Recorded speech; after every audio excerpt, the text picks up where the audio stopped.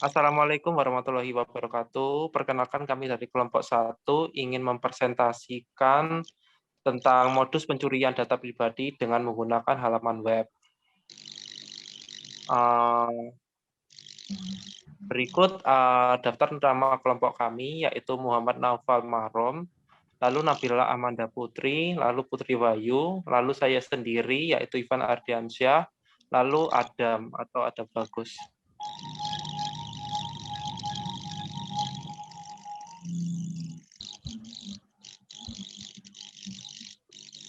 Lalu untuk slide yang sekarang mungkin bisa dibacakan oleh Putri. Langsung saja, yang pertama pengertian dari phishing. Apa itu phishing? Jadi phishing adalah upaya untuk mendapatkan informasi data seseorang dengan teknik pengelabuan. Data yang menjadi sasaran phishing adalah data pribadi dengan isi nama, usia, alamat. Dan kedua, data akun yang berisi username dan password, dan data finansial yang berisi informasi kartu kredit dan rekening. Kegiatan phishing memang bertujuan memancing orang untuk memberikan informasi pribadi secara sukarela tanpa disadari. Padahal, informasi yang dibagikan tersebut akan digunakan untuk tujuan kejahatan. Kenapa korban mau melakukan hal itu? Jadi, pelaku phishing biasanya menampakkan diri sebagai pihak institusi yang berwenang. Dengan menggunakan website atau email palsu yang tampak meyakinkan, banyak orang berhasil dikelabui. Informasi data phishing yang diperoleh bisa langsung dimanfaatkan untuk menipu korban, atau bisa juga dijual ke pihak lain untuk melakukan tindakan tidak bertanggung jawab, seperti penyalahgunaan akun. Aksi cybercrime ini memang berbahaya. Menurut laporan, 32% pencurian data selalu melibatkan kegiatan phishing. Bahkan, di awal tahun 2020 saja, Anti-Phishing Working Group mencatat sudah ada 165.772 website phishing yang siap menjaring korban, dan sektor finansial masih menjadi sasaran utamanya. Lalu untuk slide selanjutnya mungkin bisa Adam Bagus untuk membacakan slide selanjutnya. Jenis phishing yang pertama ada email phishing, yang kedua ada spear phishing, yang ketiga ada web phishing, yang keempat ada whaling.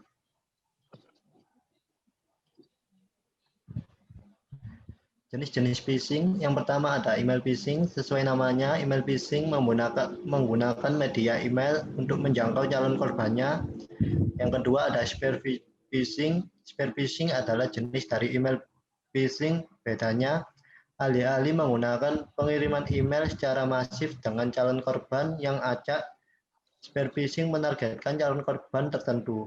Biasanya, teknik ini dilakukan setelah beberapa informasi dasar calon korban dimiliki, seperti nama dan alamat. Yang ketiga ada web phishing. Web phishing adalah upaya memanfaatkan website palsu untuk mengelabui calon korban. Website untuk phishing ini akan terlihat mirip dengan website resmi dan menggunakan nama domain yang mirip.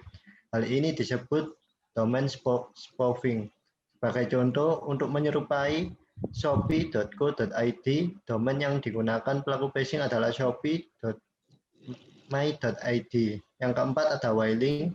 Whaling adalah langkah phishing yang tidak hanya menargetkan individu secara spesifik, tapi juga individu yang memiliki kewenangan tinggi di suatu organisasi, misalnya pemilik bisnis, direktur perusahaan, manajer personalia, dan lainnya. Dengan demikian, jika tindakan whaling ini berhasil, akan banyak keuntungan yang bisa dimanfaatkan dari akses yang didapatkan. Lalu untuk slide selanjutnya mungkin bisa dibacakan oleh Naufal Mahrom.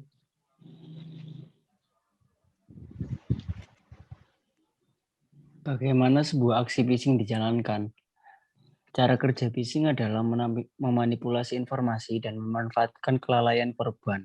Di sini kami akan menggunakan contoh web phishing dengan memanfaatkan nama PayPal seperti ditemukan welifesecurity.com. Pelaku memilih calon korban. Tahap awal kegiatan web phishing akan dimulai dengan menentukan siapa calon korbannya. Pada awalnya, korban yang disukai adalah pengguna platform pembayaran online seperti PayPal, OVO, dan lainnya. Tidak hanya itu saja, banyak pelaku phishing yang mengincar pengguna platform yang memiliki celah keamanan. Kasus terbaru terjadi pada platform komunikasi Zoom. Tak kurang dari 1.000 upaya phishing terjadi pada di bulan April 2020. Itu saja. Pelaku menentukan tujuan phishing. Setelah mendapatkan calon korban yang potensial, pelaku akan mulai memikirkan apa yang akan dicapai dari kegiatan web phishing yang dilakukan. Apakah akan menargetkan username dan password pengguna untuk menguasai akun, apa malah mendapatkan semua informasi korban melalui sebuah prosedur yang disiapkan. Pada contoh aksi phishing PayPal, pelaku menginginkan semua informasi dari pengguna platform tersebut seperti yang ditunjukkan di livesecurity.com. Pengguna akan menerima email untuk mengkonfirmasi data diri melalui sebuah link website palsu yang disediakan. Lalu untuk selanjutnya mungkin bisa dibacakan oleh Nabila. Pelaku membuat website phishing. Untuk melancarkan aksinya, pelaku akan mulai menyiapkan website palsu untuk melakukan aksi phishing. Mulai dari mendesain website palsu, memilih nama domain yang mirip dengan domain asli, hingga menyiapkan konten dengan tulisan yang meyakinkan. Pada prakteknya, pelaku kadang membuat website yang sangat menyerupai halaman website resmi, tapi menggunakan nama domain yang jauh berbeda, seperti terlihat di contoh atas. Namun, pada contoh kasus phishing Danamon online beberapa waktu lalu, Anda akan langsung melihat bahwa domain yang digunakan mirip sekali dengan website resminya. Nah, ini untuk calon korban mengakses website phishing. Dengan tampilan website dan informasi yang meyakinkan, tak sedikit calon korban yang akhirnya mengakses website phishing milik pelaku. Langkah ini biasanya didahului dengan mengajak calon korban melalui email phishing atau link yang disebarkan via SMS atau akun media sosial.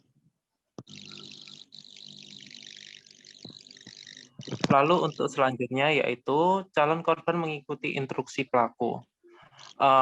Ini kunci dari yang terjadi aksi phishing. Jika calon korban melakukan instruksi yang diberikan pelaku, maka pelaku akan berhasil mencapai tujuannya.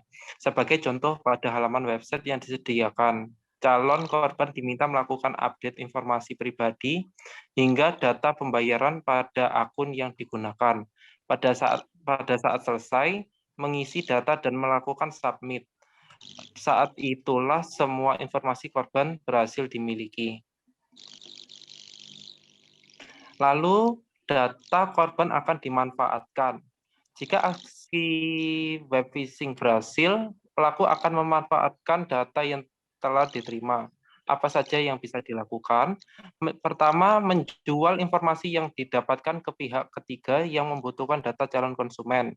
Misalnya untuk tujuan telemarketing atau kegiatan marketing online lainnya. Lalu, menjual informasi data tersebut untuk kepentingan politik atau iklan penjualan produk. Lalu, menjalankan aksi penipuan, misalnya dengan menyatakan seseorang memenangkan undian tertentu yang pada akhirnya meminta orang tersebut mengirimkan sejumlah uang. Lalu, menggunakan data yang dimiliki untuk membobol akun yang dimiliki atau akun lain. Lalu, melakukan pinjaman online mengatasnamakan korban dengan menggunakan data diri lengkap korban. Tentu saja korbanlah yang akan ditagih pelunasan atas pinjaman tersebut. Lalu di sini adalah tips agar tidak menjadi korban phishing. Yang pertama, pastikan keamanan website yang diakses. Lalu, waspada ketika dimintai data pribadi. Lalu selalu cek siapa pengirim email. Lalu cek akun online Anda secara rutin. Lalu lakukan scan malware secara berkala. Lalu selalu update informasi terkait phishing. Lalu gunakan browser versi terbaru. Lalu jangan asal klik link yang diterima. Lalu gunakan two-factor authentication. Sekian presentasi dari kelompok kami atau kelompok 1. Kurang lebihnya kami mohon maaf. Wassalamualaikum warahmatullahi wabarakatuh. Waalaikumsalam warahmatullahi wabarakatuh. Warahmatullahi wabarakatuh.